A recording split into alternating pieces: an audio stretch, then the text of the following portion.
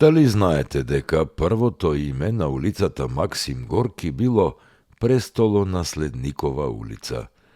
Оваа улица го поврзувала центарот на градот, односно плоштадот, со новоизградените населби, какви што биле Дебар Мало и Буњаковец.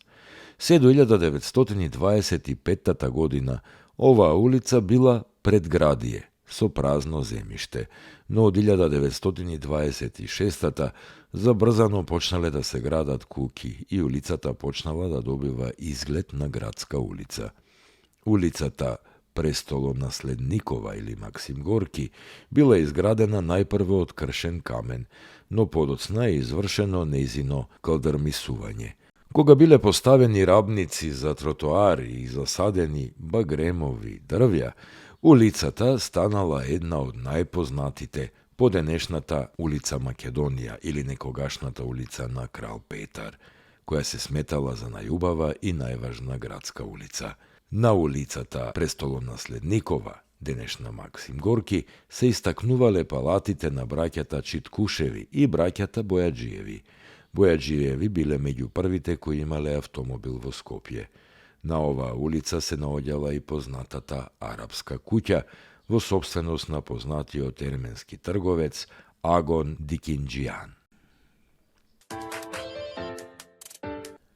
Доранското езеро е познато по традиционалниот начин на ловење риби со помош на птици со огради од трска, така наречени мандри.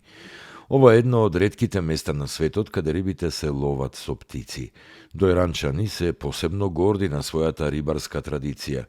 Мандра е воден простор во близината на брегот во кој има рибарска кукичка, а од три страни е заграден со трски. Подготовките за ловење риби на овој стар традиционален начин почнуваат во октомври и траат се до март. Во октомври се оградуваат две страни со трска, а страната кон Дојранското езеро се остава отворена. Кога птиците корморани надоаѓаат во текот на ноември барајки храна, се приближуваат кон оградата, бркајки ги натаму и рибите. Рибарите, кога ќе констатираат дека има доволно риба, го заградуваат и третиот дел на мандрата од кај езерото. Тие ги фаќаат птиците во делот наречен пиликатник, им ги сечат крилјата и ги пуштаат на оградата од кај езерото, со што не им дозволуваат на рибите да излезат од заградениот простор. Птиците со исечени крилја се нарекуваат птици аргати. Како поминува времето, оградата се повеќе се стеснува и се приближува кон брегот, при што се создава мал простор наречен котец, од каде рибите едноставно се црпат.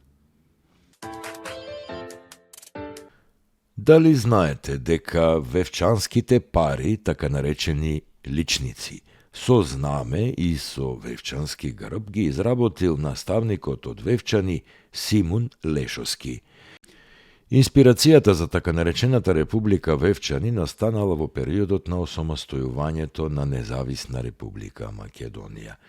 Вевчанци малку нашега, малку сериозно направија референдум за одвојување на тогашната месна заедница Вевчани, односно Република Вевчани, со право на приклучување кон Република Македонија. Занесени од некои романтичарски идеи, тие сметаат дека треба да ги имаат сите белези како да се република.